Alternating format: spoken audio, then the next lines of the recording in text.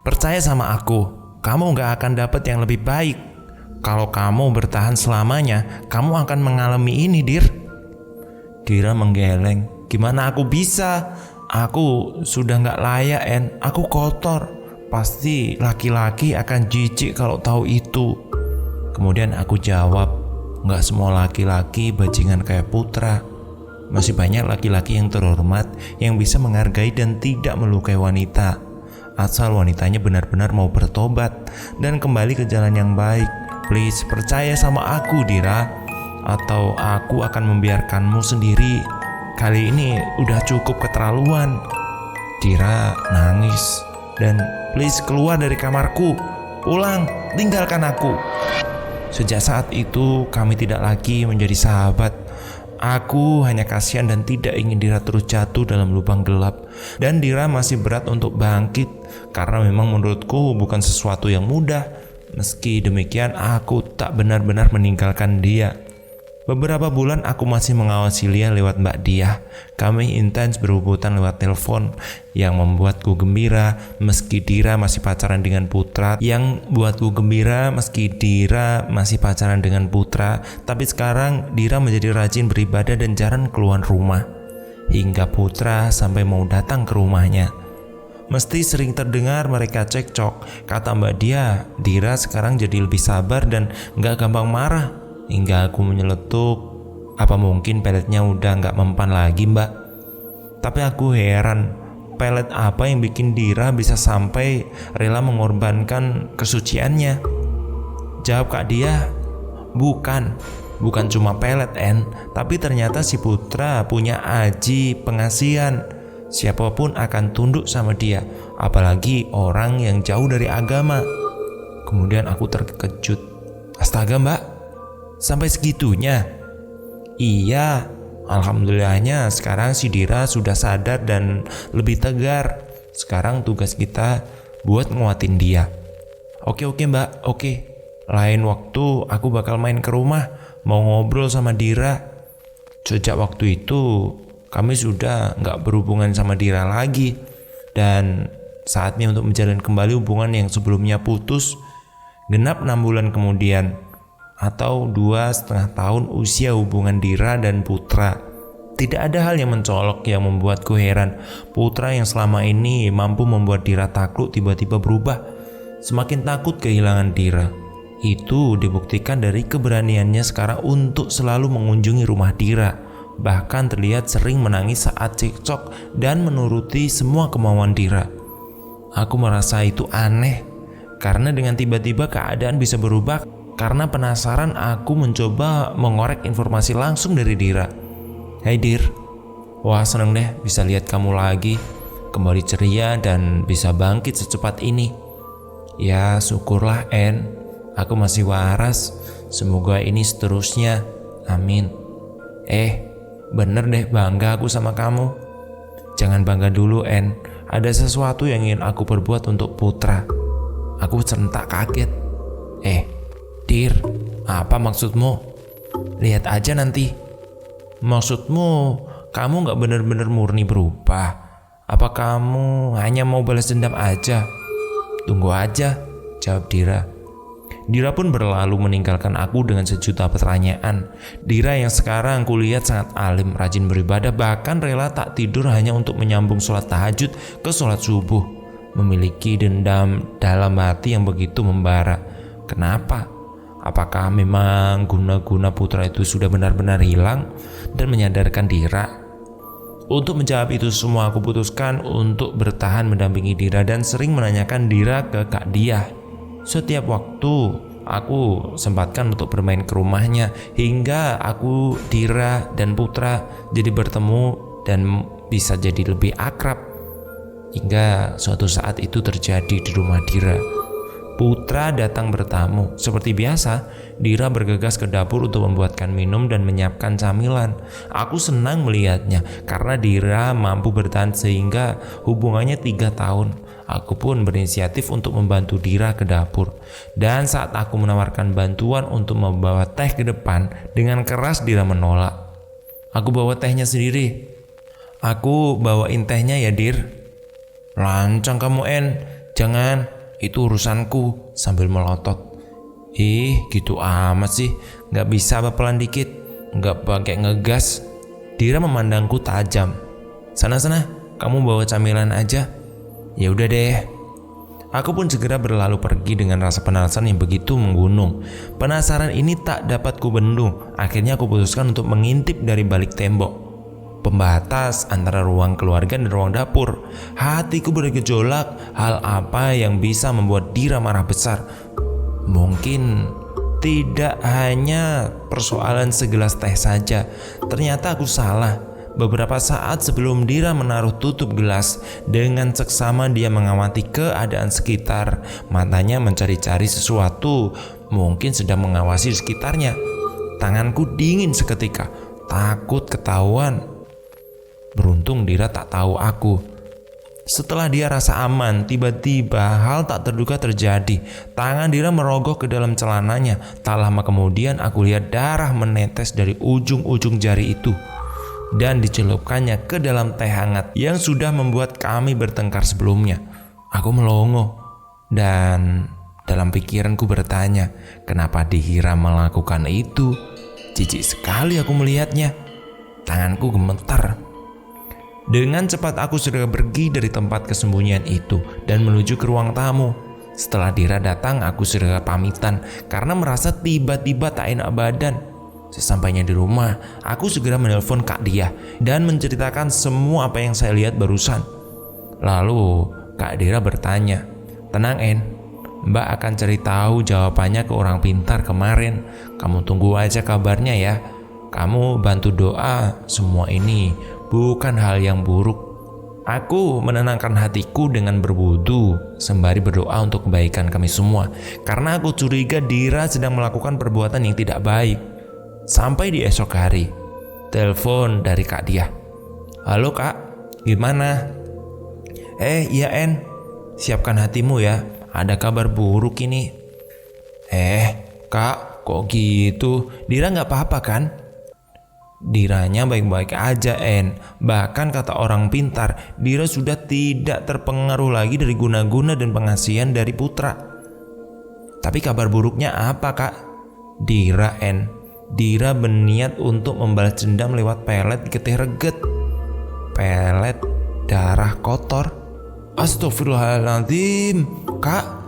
"Iya En, kata orang pintar itu seperti halnya pengasihan. Darah menstruasi ini bisa menundukkan orang yang dia tuju, orang yang dia sebut namanya, atau orang yang dimintai tolong. Dan efeknya juga yang dikehendaki sama yang punya darah itu."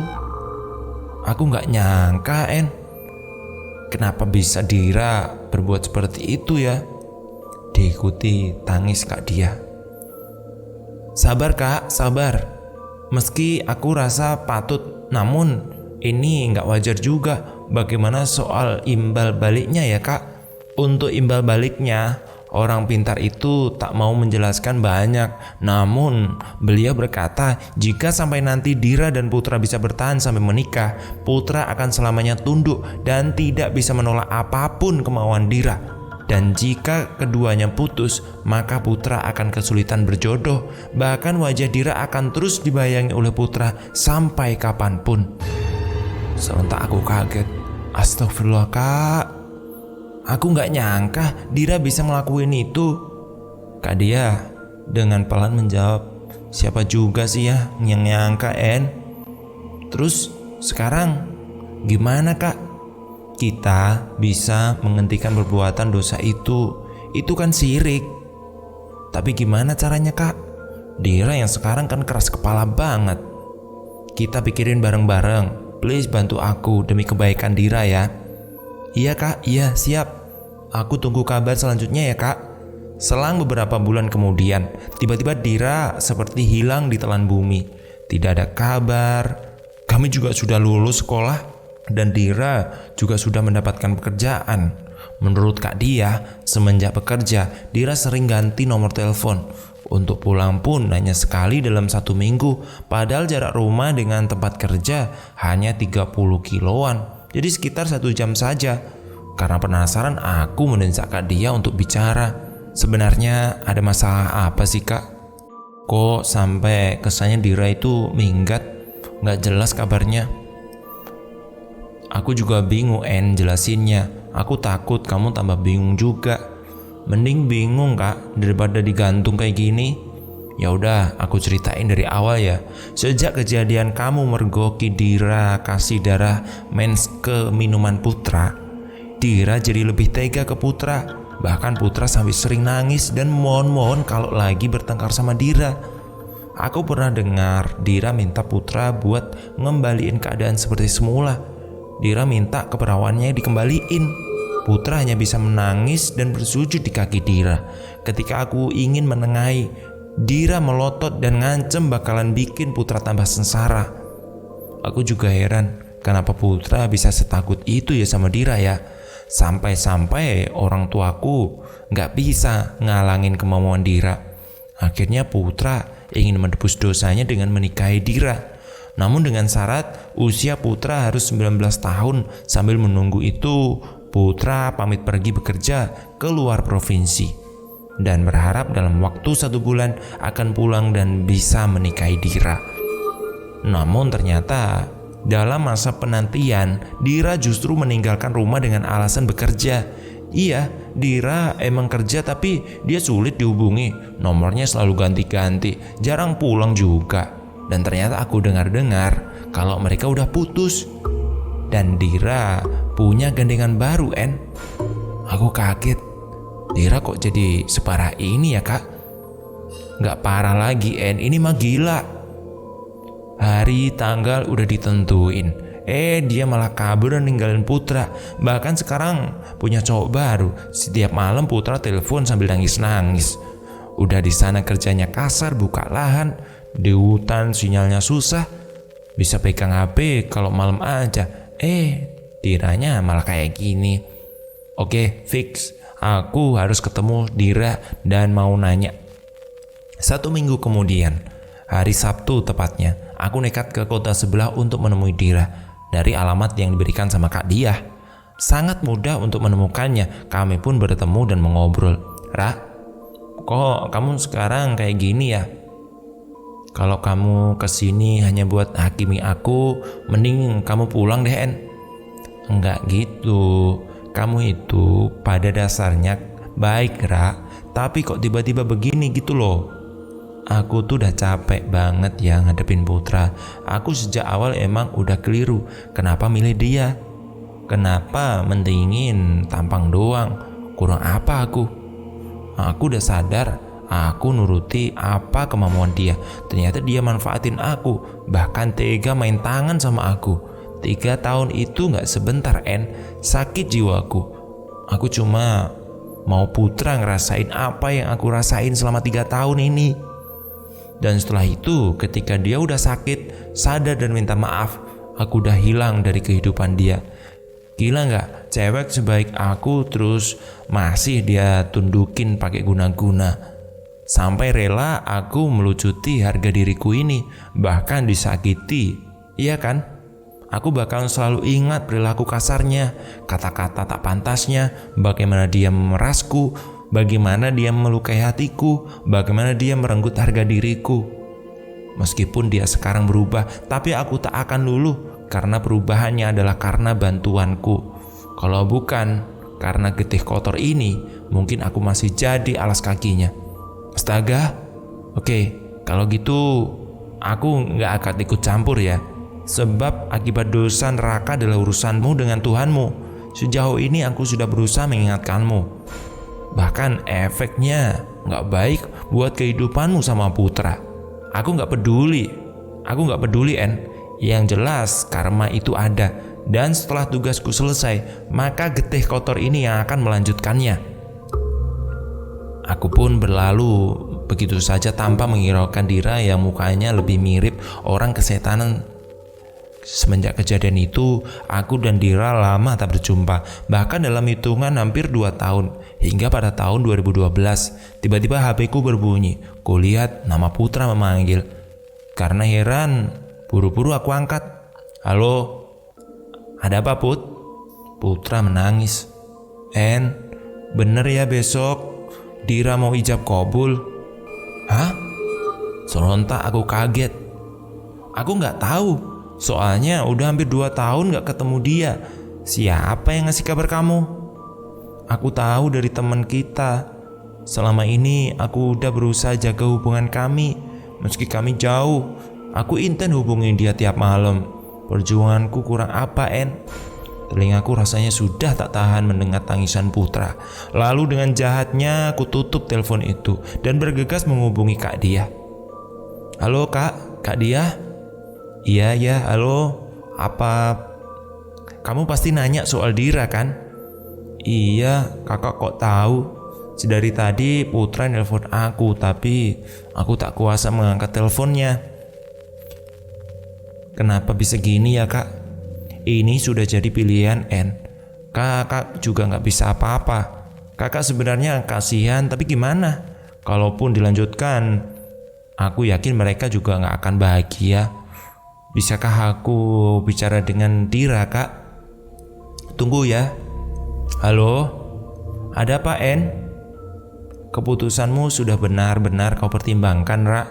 Sudah, En. Hidupku harus berlanjut. Aku tidak boleh stuck di belakang. Aku telah menemukan pria baik hati yang tidak pernah mengungkit masa laluku. Dia lebih dari yang kuminta ke Allah. Apa kamu masih ingat apa yang kamu perbuat ke Putra? Iya, masih, En. Sudah kukatakan, tugasku selesai. Dan biarkan getih kotor itu yang melanjutkan tugasnya. Itu sudah bukan urusanku lagi. Aku susah dan tidak mau membahas itu. Aku sudah bertobat. Aku bingung dengan apa yang kamu maksud, Ra. Saat pertama kali kau celupkan getih itu dalam minumnya, sejak itu saja aku menyebut nama dan keinginanku terhadap dia. Rapalan itu tak akan kuberitahukan kepada siapapun, biar cukup Putra yang mengalaminya. Nama, weton, niat, rapalan lainnya biarkanlah menjadi catatan kelamku. Sekarang aku sudah berada di masa depan. Aku melepaskan semuanya itu, mendekatkan kembali kepada agamaku. Aku mungkin akan berdosa, namun aku ingin perubahan sekarang. Jangan halangi aku. Dan juga turutlah bergembira atas ketegaranku selama ini, untuk dosa atas masa laluku. Biarkan aku yang menanggungnya, dan kumohon kasihinlah aku dengan tidak mengungkitnya lagi, karena sudah ada laki-laki baik hati yang rela menanggung dosaku juga. Aku kemudian terdiam. En, hari ini aku melakukan ijab qabul. Doakan untuk kebahagiaan kami ya. Aku hargai segala yang kamu lakukan, Ra. Doaku selalu baik untukmu. Semoga istiqomah ya. Amin.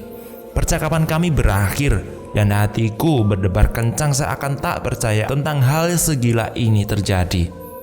Pelet, aji, pengasihan yang dikalahkan oleh getih reget darah kotor. Hal yang tak masuk akal, namun dialami oleh orang terdekatku. Semenjak itu Putra sering menghubungiku guna mendapatkan informasi tentang kehidupan Dira. Bahkan sering kali dia menangis dan bercerita tentang perasaannya. Bahkan tak jarang Putra menelponku dalam kondisi mabuk. Dia mengaku penyesalannya terhadap apa yang dilakukan ke Dira.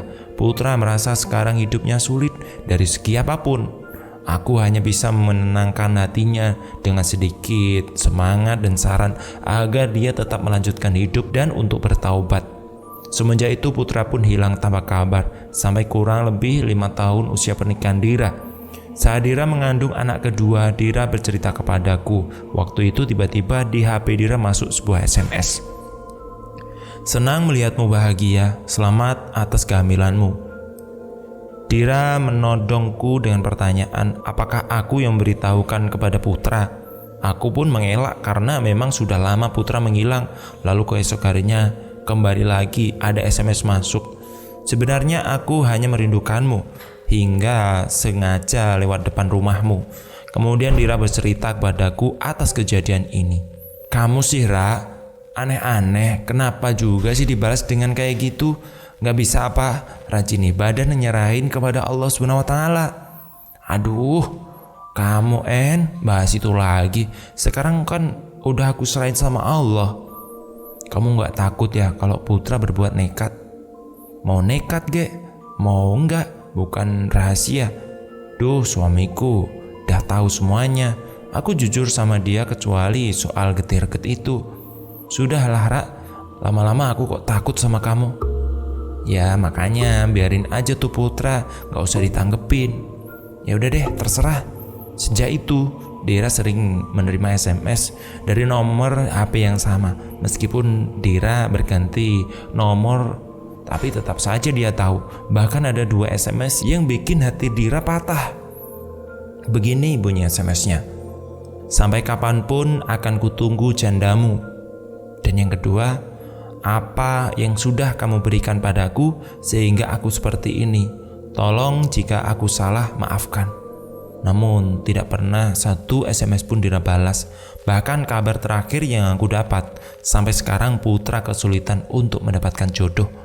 Ketika ada perempuan yang mau untuk dinikahi, namun orang tuanya tidak merestui. Dan ketika ada orang tua perempuan yang merestui, tapi perempuannya sulit untuk diajak menikah. Usut punya usut, Putra sulit menemukan perempuan idaman, karena yang dia mau adalah sosok seperti Dira. Bayangan Dira selalu membayangi hidupnya. Terkadang tak sampai hati aku memikirkan itu semua. Mereka merasa gak mampu kalau menjadi Dira maupun Putra. Dan bagaimana dengan Dira? Mungkin memang belum waktunya teguran itu datang. Dari cerita ini banyak hal yang bisa kita ambil. Jangan menyia-nyiakan orang yang pernah benar-benar sayang, karena karma lebih kejam dari semuanya. Jangan pernah melakukan hal syirik, karena yang maha segalanya tanpa meminta imbalan hanyalah Tuhan. Dan yang ketiga, kalian pasti tahu. Tulis kolom komentar di bawah ya. Terima kasih.